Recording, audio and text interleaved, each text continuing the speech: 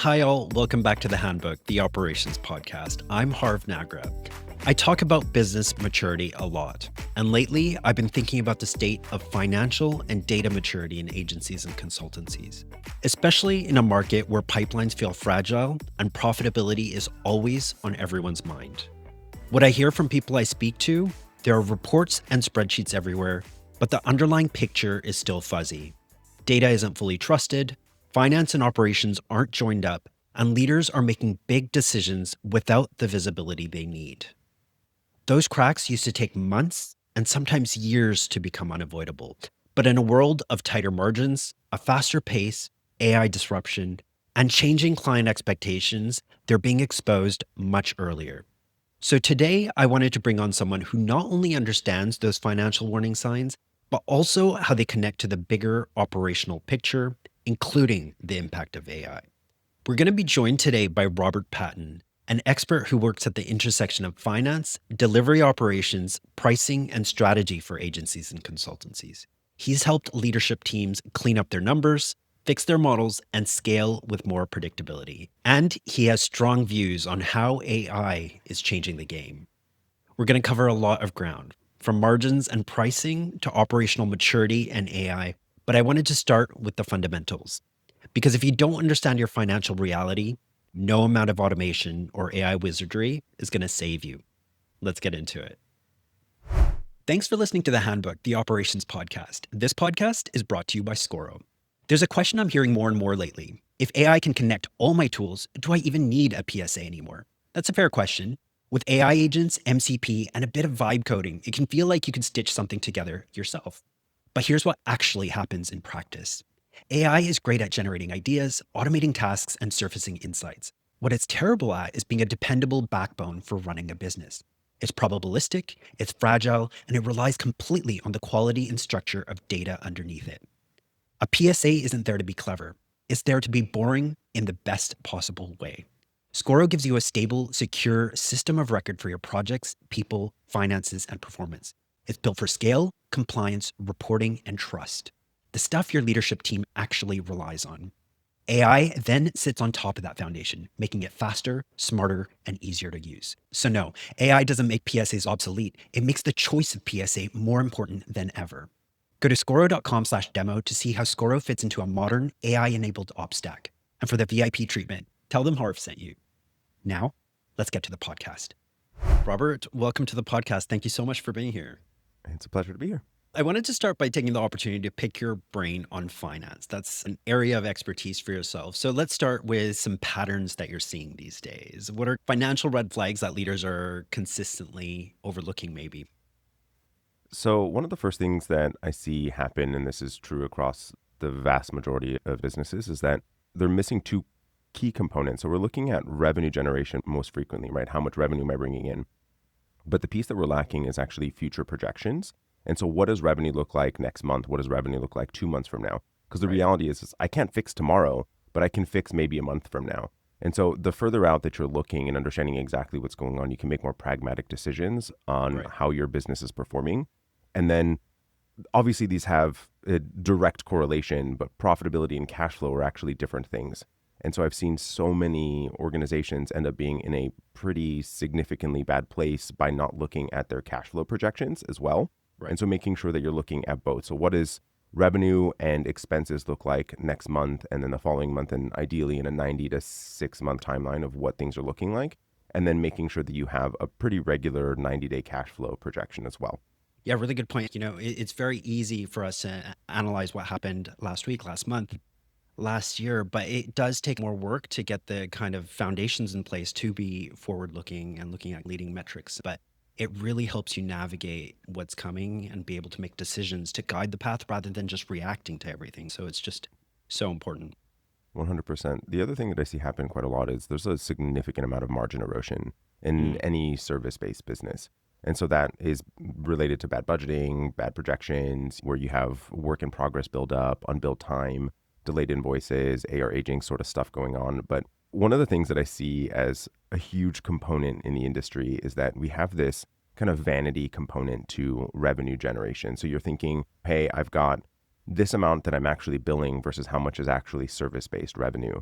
And then the growth for all else. So there's a client of mine based out of New York that we had a difference of opinion. She really wanted to focus on revenue generation. And looking at her financial statement, they were doing 11% net profit, which to me is not enough. It needed to be twice that.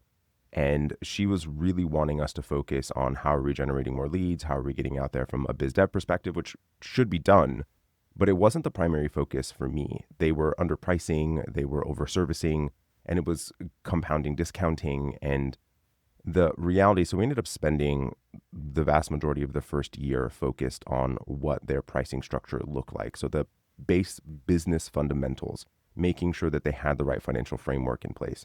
And over the course of that first year, they ended up going from that 11% over 20%. And then now in the third year, they're at 43% net profit. So they hit 8.7 million this year in revenue at a 43% net profit, which is substantial. We're talking an $800,000 amount of profitability that would have been this year if they just continued with where they had been previously in that growth trajectory versus nearly 3 million or a little over 3 million in their profitability for this year or this past year, 2025. So it's just a huge amount of impact when you're looking at those core business fundamentals and making sure that you're having a retrospective of how are you operating, what exactly are you doing that allow for you to be able to have a meaningful amount of progress. The reality for every business is that it's there to generate profit. And if it's not generating the right amount of profit, then there needs to be some reflective conversation about it.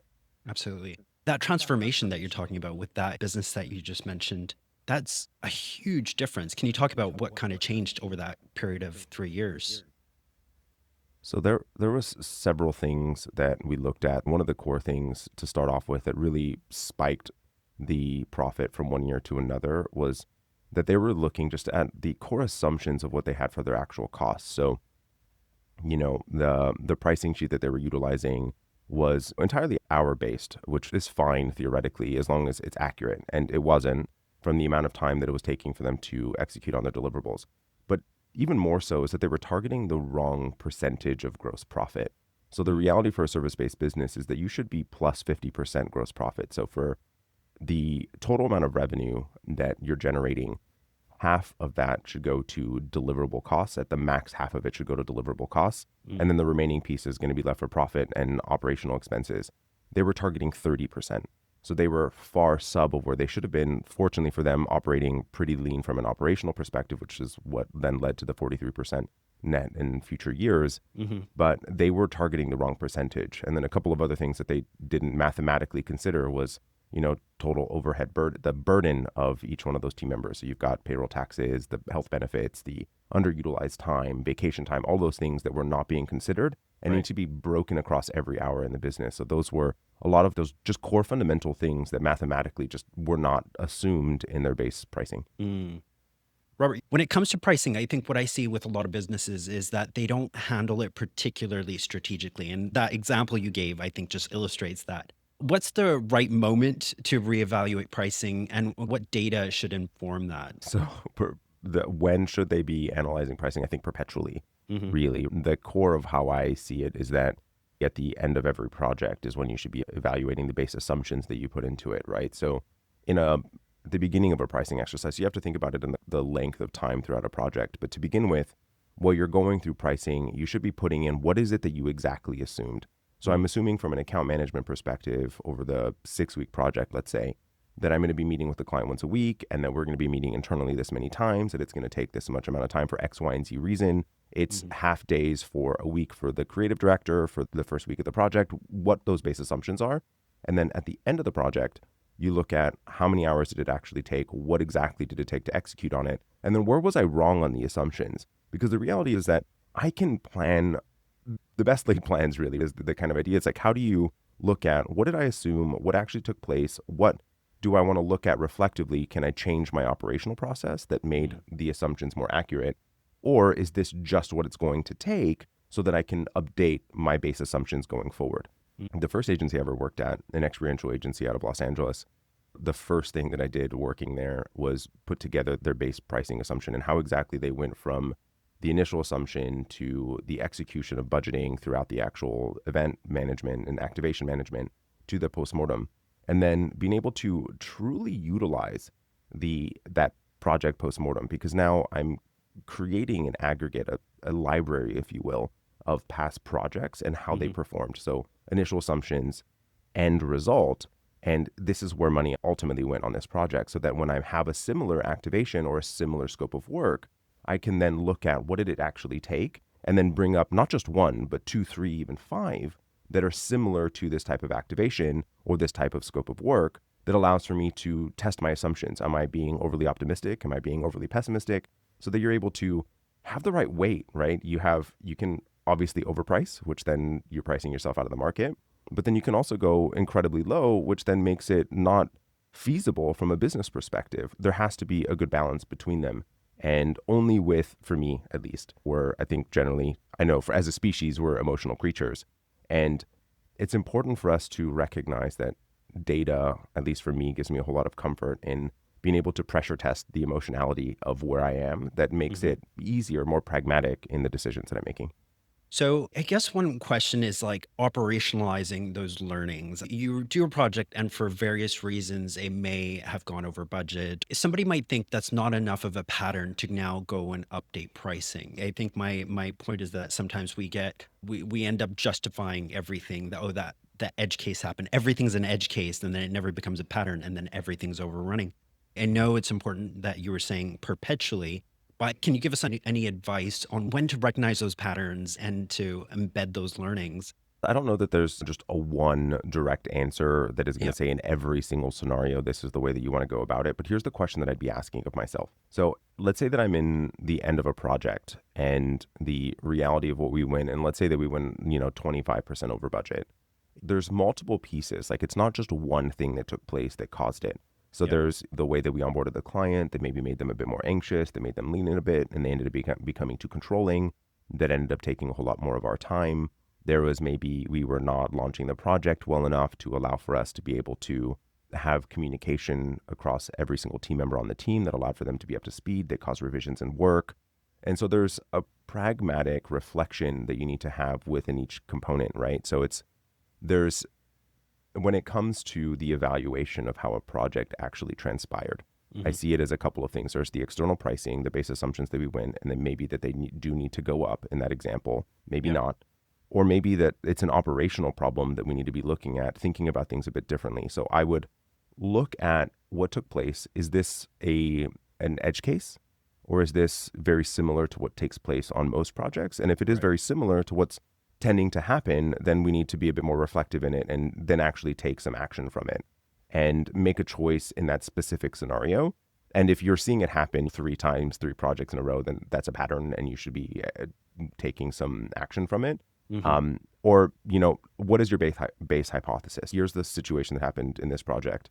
My hypothesis is X. And then maybe I'm not going to take any action, but I'm going to watch it on this next project to see whether it's the same. And then, Right. yes, it is the same. So now I'm going to take an action. Yep.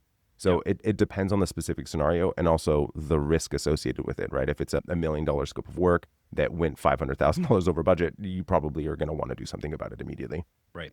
Really, really good examples. So I want to talk about when you start working with a business, what are the kind of metrics or set of metrics that you start looking at first? I think that might give us some inspiration, those of us listening, at what we should be looking at in our own businesses.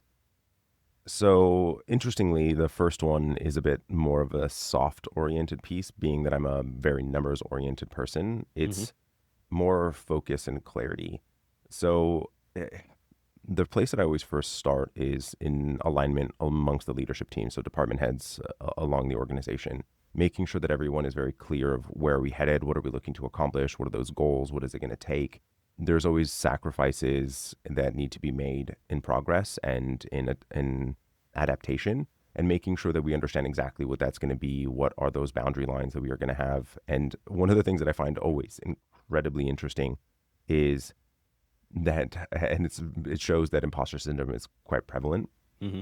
But then when I always do this with every single client that I have, each person write down the goal that they want to accomplish in the next 10 years and then write it down on a sheet of paper and hand it to me versus saying it out loud. So each person is submitting it to me quietly so that I can then put them down. Then I say the highest number and then I say the lowest number. And I think there's only been one example where the owner was not the lowest number. They're Right. always think that the growth objective over a 10-year period of time is smaller than what the rest of the team wants to. And I like to do this because it just breaks down the disparity of how we're actually seeing the world. And then we can start to have a bit more of a pragmatic conversation. But those self-doubt, those limitations, those goals, that clarity and focus is incredibly vital, because otherwise you, as the owner, maybe feel like you're pulling the team uphill versus actually working as a team, pushing the agency uphill. And it just makes it a whole lot easier. The other thing, me being a finance guy, I'm always looking at the financials. At this point in my career, I will look at a financial and I can kind of read it like a book of here's a benchmark. This is the typical three things that are going on within the organization. So I'm first looking at average hourly earning. You can look at it as revenue per full-time employee or average hourly earning. I like to do average hourly earning because it allows for me to take an overhead burden into it as well. But what is it for every single hour that is available in the business? How much revenue am I generating from it? And that allows for me to understand then where's that agency across the industry and how is that comparing? And then based on the number that I see, it allows for me to understand, all right, is profitability in line with what I'm expecting based on that number? And then evaluating gross profit, evaluating their operational load, understanding exactly what's going on across the business so that I can understand where are the true issues so that I can then go start opening up the right closet doors to find the skeletons, really. So those are the key things that you start with. Robert, when an agency or consultancy is scaling really quickly, what might be signs that the financial practices aren't going to support the next stage of growth? The first thing that I see that tends to be the blocker for rapid growth is cash reserves. Okay. Because not having the cash reserves available, it means meaningful opportunity loss. Because the reality, there's a ton of opportunity out there in the market. There's a ton of opportunity that crosses our desks every single day. And we may not have the financial resources to be able to capitalize on them. And the shorter the noose, if you will, of cash flow or cash reserves that you have, the making it too tight becomes a problem, but you can also make it too long, which then you have too much grace for yourself. So it's the typical place that I like to see things from an operational perspective, between 2 to 3 months of total operational costs for the business. And so if I'm looking at bringing on an additional cost base, then I'm looking at increasing cash reserves a little bit to allow for that to happen. So I'm going to reserve some more cash to allow for that to happen. Yeah. And making sure that I do have those financial resources available, because it just changes the decision-making framework that we have. Because if I'm coming from a place of scarcity, I don't have any cash, I can't afford this, I can't capitalize on this, then you're not going to, which then you lost that opportunity. I think it's really interesting that you mentioned not having too much reserve. I've never really heard anybody say that. Can you just elaborate on that point? Why is that the case? Sure. So the first agency I ever worked at was a good example of this. Before I started, they had built up and amassed a substantial amount of cash reserves. And then they lost an anchor client that was, some 80% of their revenue. And they continued to hold on to their team. They continued to hold on to all of their operational costs that they had and eroded all of their reserves. And so because they had so much cash reserve, they ended up deferring and delaying the decision, because a decision that we don't want to make, laying off team members, getting rid of expenses that ends up feeling like, one, we failed, but two, the loyalty component, like letting go of someone is never fun. It's horrible and it's not fun. And it is one of the least exciting components of owning a business, but it is still something that you may have to do at some point. Right. And having too long of or too much cash reserves allows for you to defer that decision for too long, and it just becomes a problem. End up eroding profitability, end up taking away from your own retirement, your own wealth that you've built up for yourself, which just is not the right choice to make. Really good point. So, Robert, let's talk about data maturity and data fragmentation next. At the lower stages of maturity, we often see businesses running on a load of different platforms. And as a result, they never quite have a clear picture of what's actually happening in the business. Tell us a bit about why you think businesses end up in this situation and what staying in the state too long ends up costing them. So I want to first hit on why I think that this takes place. I think it actually comes from a place of really wanting to be more mature. So they end up with this like tool sprawl because, hey, we're having a problem with X, so we're going to buy this tool. And then we end up with another problem Y, and so we buy this tool. But you end up with this like software Frankenstein of a bunch of tools that don't talk to each other. And then it takes too much time for you to migrate information from one to another, which then means that the tool becomes effectively useless. And then you end up holding onto the tool for too long, and it ends up having erosion of profitability by holding onto these tools. Yeah. And one of the things that's really important when it comes to that tool sprawl and data fragmentation is that if you don't have the information connecting from your initial SOW and assumption, from the pricing sheet to what took place in resourcing, to what took place in the actual hours, to how that actually corresponded to each team member and each activity for each team member, to what service lines that scope of work had to do with, to the amount of communication you had internally, to all sorts of these different components. I mean, you can go further on to, lead gen and sales components too. Mm-hmm. But the further fragmented your data, the harder it is for you to make a choice and actually being able to identify the problem. And frankly, identifying the problem is the vast majority of the solution, really. It's like, what is actually the problem that I need to solve for today? Especially in the information age. There's so much information out there about this problem Y, this problem Z. You're having this challenge. That means that this is the problem. And that may not actually be true for you. So frankly, I see so many business owners kind of playing business whack-a-mole because they have so much data fragmentation. They don't understand what the actual core of the problem is. And then you ask them, what are you utilizing as the basis for this assumption that this is the problem within your business? And they can't tell you. I mean, the amount of times that I've asked for a financial statement from someone, it's like, oh, well, we haven't done our financials in 6 months. Just even things like that too, it's like if you want to have a mature business and operate as a leader, a true CEO or operational leader of the business, you should be running it by numbers. You need to be running it by metrics. You need to be running it by data. And if you're not, you're doing it entirely on instinct. And I'm sorry, but you might, but by luck, accomplish what you're looking for. And frankly, for me, I am not going to live my life based on luck. I want to know that I'm headed in the right direction, or at least have a reasonable, I'm headed reasonably in the right direction, right? Absolutely. I may not have every single data point, but it makes me feel more comfortable in the decisions that I'm making. I think you're right that when we're starting out, you kind of just want to run your business. So you grab whatever you've used in the past, assortment of spreadsheets and tools, and you grab something to fix a problem, and then it turns into this kind of huge nightmare to manage. And I think it's recognizing that might work in the early stages and maybe even a bit longer. But at some point, you do need to grow out of that so you can get this visibility, being able to look forward, like you're mentioning there. So, Robert, you're a big believer that financial performance and operational maturity are linked. How do you advise teams not to see finance and ops as completely separate disciplines, but to join them up more effectively? So the first piece is, I think, is a very mindset-oriented piece. The way that I've always viewed it, I've worked as VP of Finance, CFO for well over a decade and a half at this point. And I've always viewed operations, whether that's the creative team, the account team, the sales and marketing team, the ops team, there are clients for finance. So they're the ones that are ultimately spending those financial resources, and the way that they are being invested needs to be analyzed, and how it is that I'm providing them with the information that they need to do their jobs as best as they possibly can. So how am I managing the financial resources? How am I managing the budgetary requirements? How am I looking at that? And ultimately, everything is completely linked. I ended up, the first agency I worked at, ended up poking my nose, and that's just a bit of who I am, poking my nose in far too many areas of the business just because I was wanting to have financial benefit for it and do my job as best as I possibly could. But, as an example, the reason why I started with the pricing piece is that I saw gross profitability wasn't where it needed to be. So I needed to understand what was going on in sales and marketing. And obviously there's a direct link between how it is that you're positioning yourself that allows for you to be able to sell at a higher price point. And if you're not able to position yourself well enough, then you are still competing based on price. And it's a very difficult thing for you to be able to hit those financial benchmarks that you're looking to hit.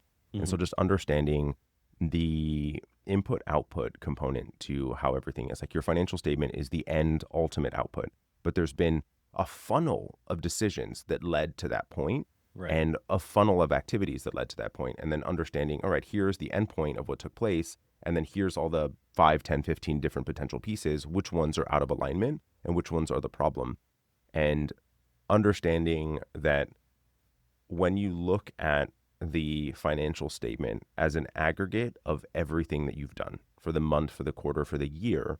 It allows for you to understand, okay, now how do I take and have an impact to this in future that makes a different decision, or what information do I need to gather in order to allow for this specific number to adjust and shift, and how exactly is that going to be happening? And then and I'm just going to hit a couple of examples. So sales and marketing, obviously it's positioning and closure rates and leads that are coming in.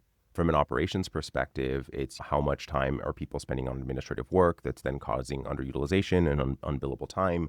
From an account side of things, it's client retention. It's the amount of upsell opportunity that you have. It's the amount of cross-sell opportunity that you have.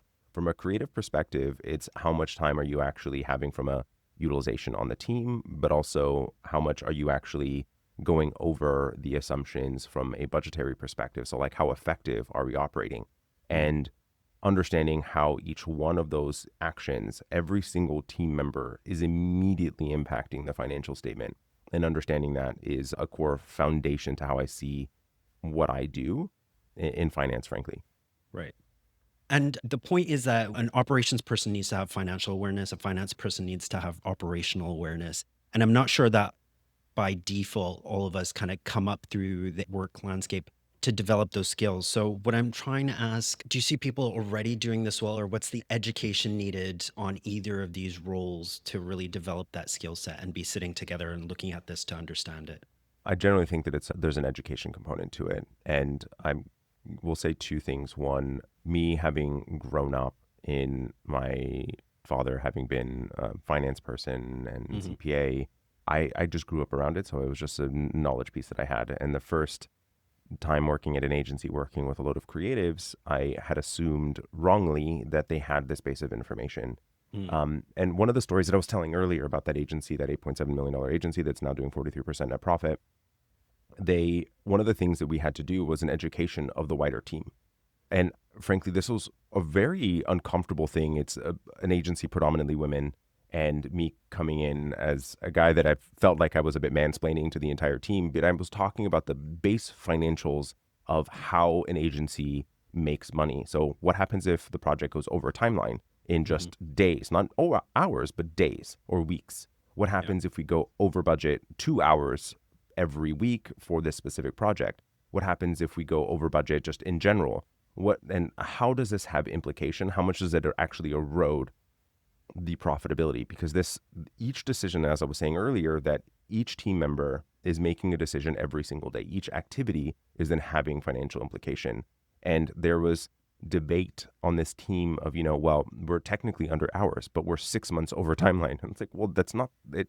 You may think that you're profitable, but the reality is that time went away, so you didn't bill for 20 hours for that week. And so that actually has a meaningful implication to the financial perspectives for the business. Right. And I saw what their vantage point was. What they needed was further clarity of what it was that was taking place. So the core of it, knowledge is power, really. And how do they understand what decisions they need to be making, and being sure that the team members have the information that they need to make the best possible choice. As anyone in management, our jobs is to provide our team members with the information that they need and the tools that they need to do their jobs well. And if they don't have the education or they don't have the information, then it's our job to help furnish them with it so that they're able to make those choices, and pragmatically those choices. And so sometimes it is providing them with a report. Sometimes it's providing them with a North Star with the metrics. Sometimes it's providing them with the understanding of how those metrics are able to be affected. What if you do X? What if you do Y? What if you do Z? And it allows for people to better action. I generally believe that players, and actually just generally, I think that anyone on a team wants to do a good job. Like, people don't show up to work thinking, I'm just going to just phone it in. I just don't care. And I'm just going to be a bad team member. I'm going to be a bad employee. I'm going to be just bad at my job. People don't show up to work every single day with that mindset, right? No. That doesn't mean that they're going to excel every single day either, and harness that desire for them to do good at their job. Right. And help them do it by providing them with the information that they need to do so. Absolutely. And bring in the training if you don't have it in-house, and get these people to sit together and work together, which is, I think, the main point that you're highlighting there. A lot of the issues that we've been highlighting in this conversation are being made more visible and more urgent by AI coming in. So let's shift towards that a little bit. You work with businesses at really different levels of operational maturity. What signals tell you that a business is really ready to layer AI over their data versus still stuck in that kind of lower maturity stage? There's obviously a lot of nuance to this, but I would say that data clarity. So I'm going to push back to that data fragmentation component, right? Hmm. The more chaotic your data, the harder it is for you to leverage AI. And so if you don't have data going from one system to another and the information isn't talking to each other, it becomes very difficult. So you want to start there more in base automation, like the not the AI version of it, but just getting information to be able to talk to each other, either adjusting systems or Yep. adapting your existing tools. But frankly, I mean, what AI is a data synthesis tool. That is what it is at its core. And bad data in is going to be bad data out. Hmm. And so if your data is unclear, if your data is having massive gaps, then the output of what AI is going to be providing to you may be right based on what you furnish to it, but it's wrong based on your scenario. And Right. so you have to be, if you want to use AI, you have to be operationally focused.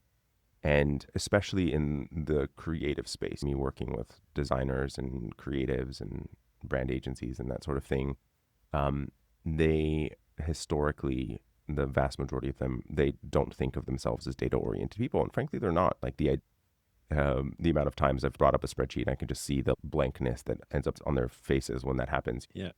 That's just not who they are. But that doesn't mean that your business doesn't need it. I'm not saying that you need to become a person that loves spreadsheets like me, but you do need to have someone that does care about the data. Yeah. Yeah. And understanding that data piece to your organization is incredibly important. Hmm. And the greater the systems that you create within your organization, the greater capacity that you have for creativity, for execution, for outcome to clients, for the space to do the thing that you love. The amount of operational chaos that I see for so many businesses at these, as you're referring to as these lower levels of maturity, the they spend so much time in administrative work Mm. and they end up getting so far away from the thing that they love Yeah. and the thing that the reason why they started the business and the reason why they do what they do, that it ends up becoming the thing that they don't want. And it's entirely because they didn't focus on creating the systems that allow for the space. Yeah. And especially with those that I serve, the idea of having systems, they view it as a box that they're going to have to live within. Mm. But frankly, it's the wings that's going to let you fly. Absolutely. One of the things that comes to mind talking about scattered data and kind of AI analysis, I think that analysis just becomes so much trickier if it's in a dozen different places to begin with. I'll give a little bit of a story. I was running low on time early part of last year, and a client had gone through doing a time study, and we were trying to extract, and I just needed to get my eyes in the right places of the data that was going on. But there was data from their initial scopes of work, there was data from their time tracking tool, there was data from their resourcing tool, and it was fragmented all over the place. And so what I ended up needing to do in order to use AI, because my objective was, okay, I'm going to use AI to start to point me in the right direction because I am limited on time. So how can I take what would have theoretically taken me 20 hours, 30 hours to go through this data? How can I Yeah. get it done in 5? Because that's how much time I have available. So the first step I took was I had to just organize all the information, right? So I spent several hours going through organizing and VLOOKUPs and HLOOKUPs and formulas within an Excel spreadsheet to just aggregate the data into the right place that it then allowed for me to upload it and have it synthesized with AI. The reality is that's happening probably, if you're listening to this episode, that's probably happening for your data right now, Yeah. unless you have a single source of truth or your information is actually being disseminated across platforms. That is probably true for you, which then just means that you have to organize your data every single time you need AI to synthesize it. And then that means that in order for you to then utilize this data synthesis tool that is readily available to you, you have to organize and spend hours to organize it to then use it. And then it just becomes harder. There's a Yeah. barrier for you to be able to access. Hmm. Running the business becomes just an administrative task rather than doing the work that you really enjoy. And it's just people get bogged down and they get in their own way. I think the point of this conversation for me is that you need to focus on your kind of operational maturity and level that up as soon as you can to get into a good place. Robert, we've been talking about AI, we've been talking about pricing pressures generally, but there's also this kind of pricing pressure that is caused by AI about us moving faster and sometimes clients thinking that means that we should be driving down prices. What are your thoughts on that? And like, how do you see AI influencing pricing? Undoubtedly, AI is going to create pricing pressure, without a doubt. I think that it's not going to happen overnight, and I think that there's going to be tiers to it, and I don't have a crystal ball any more than any of you guys listening, but here's my assumption of what I expect to happen and what I'm already seeing starting to happen now. So with AI, you're able theoretically to get a lot of the administrative data collection, data synthesis information done a lot faster. Hmm. And so from like a strategy perspective, right, just going through the immersion phase of a strategy project as an example, you're able to collect the information faster, you're able to drive insights faster. And so what maybe would have taken 3 weeks before, you can get done in 2 or 3 days. Right. And so your profitability can skyrocket in the short term. Now, that's largely because the market isn't aware of strategy and the processes that it takes and how you can leverage it and how you're leveraging AI to make your job faster as the market continues to mature with AI, because right now it's still at its infancy stages, right? Sure, it's useful and a lot of people are implementing it and utilizing it, but they're implementing it and struggling the same way that you are today to struggle Yeah. to implement it for themselves. Once they've figured out how to implement it for themselves, they are going to then start to look at how is it affecting the people that are helping me and how is it affecting my cost factors in other areas. And so they're going to become more mature themselves in how they're looking at the wider market. And the first that is going to have implication of this is enterprise, because Mm. enterprise has more resources. They're going to be able to implement it faster. And then eventually it'll hit mid-market and small business. I see it as like this ladder tier of a timeline of things taking place. So first is higher profitability for agencies that are leveraging and are AI enabled. The second is going to start to become pricing pressure.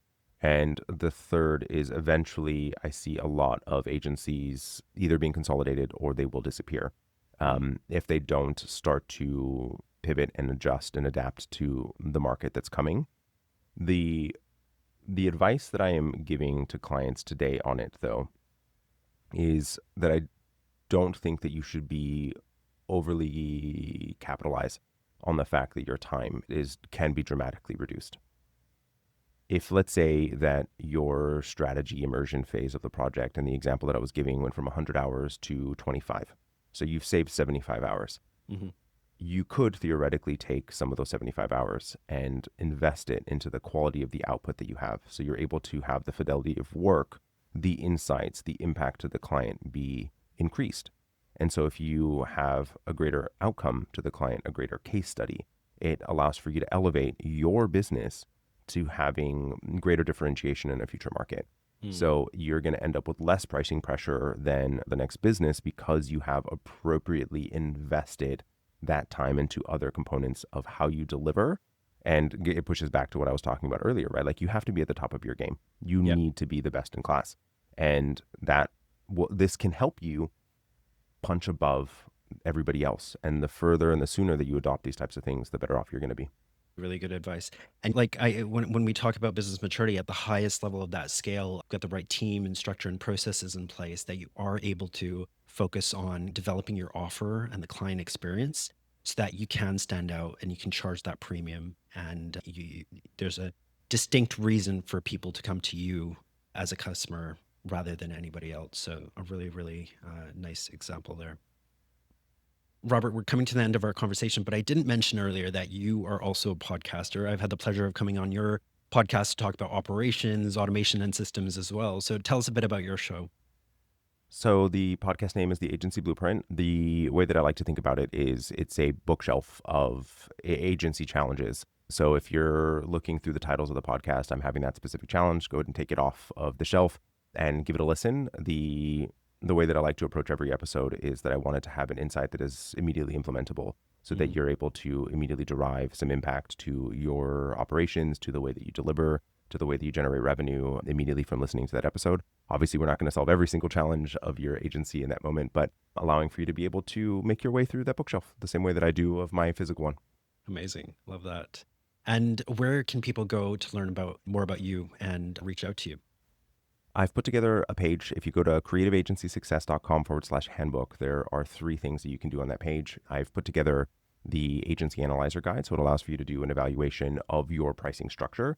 So allowing for you to understand which services are more profitable, which team members are most effective, and what's going on and which clients as well, and being able to understand a little bit more about your base financial model. Also offering a copy of my book, The Agency Blueprint, there as well. And if you're interested in understanding a little bit more about how the things that we discussed and the nuance specifically for you, there's an opportunity to schedule a call directly with me so we can explore how you can make some changes immediately in your business. That is amazing. We'll put a link to all of that in our episode notes. Robert, it's been an absolute pleasure having you on the podcast. Really insightful. Really appreciate you being here today. Thank you for having me.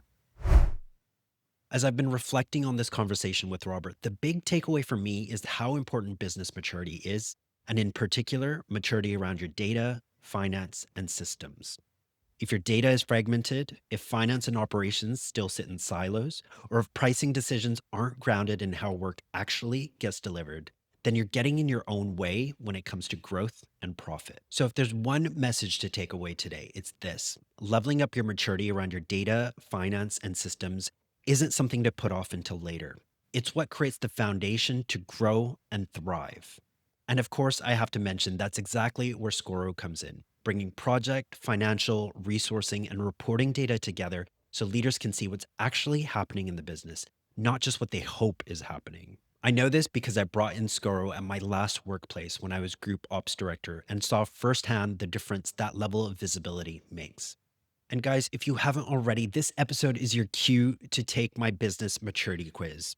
It'll give you a clear indication of where you sit on a business maturity scale across 5 pillars: people, process, tech, data, and growth strategies, and where to focus to level up. We're going to be crunching the data and producing a report in the coming weeks.